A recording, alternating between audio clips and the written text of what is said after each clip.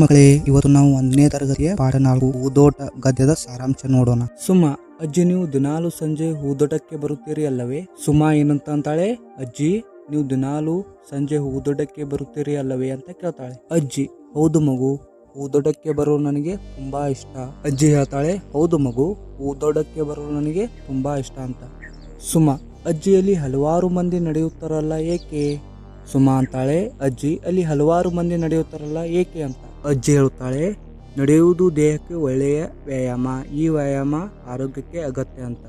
ಅಜ್ಜಿ ಏನಂತ ಹೇಳ್ತಾಳೆ, ನಡೆಯುವುದು ದೇಹಕ್ಕೆ ಒಳ್ಳೆಯ ವ್ಯಾಯಾಮ, ಈ ವ್ಯಾಯಾಮ ಆರೋಗ್ಯಕ್ಕೆ ಒಳ್ಳೆಯದು ಅಂತ ಹೇಳ್ತಾಳೆ. ಸುಮಾ ಏನಂತ ಹೇಳ್ತಾಳೆ, ಅಜ್ಜಿ ಅಲ್ಲಿ ಜೋಕಾಲಿ ಇದೆ, ನಾನು ಹೋಗಿ ಸ್ವಲ್ಪ ಹೊತ್ತು ಜೋಕಾಲಿ ಆಡಲಿ ಅಂತ. ಸುಮಾ ಅಂತಾಳೆ, ಅಜ್ಜಿ ಅಲ್ಲಿ ಜೋಕಾಲಿ ಇದೆ, ನಾನು ಹೋಗಿ ಸ್ವಲ್ಪ ಜೋಕಾಲಿ ಆಡಲಿ ಅಂತ. ಅವಾಗ ಅಜ್ಜಿ ಹೇಳ್ತಾಳೆ, ಆಡು ಮಗು, ನಾನು ಸ್ವಲ್ಪ ನಡೆದಾಡಿ ಬರುತ್ತೇನೆ ಅಂತ. ಏನಂತ? ಆಡು ಮಗು, ನಾನು ಸ್ವಲ್ಪ ನಡೆದಾಡಿ ಬರುತ್ತೇನೆ ಅಂತ. ನಂತರ ಸ್ವಲ್ಪ ಸಮಯ ಬಳಿಕ ಏನಾಗುತ್ತದೆ ಅಂದ್ರೆ, ಅಜ್ಜಿ ಅಂತಾಳೆ, ಜೋಕಾಲಿ ಆಡಿದ್ದು ಆಯ್ತಾ ಮಗು ಅಂತ. ಏನಂತ?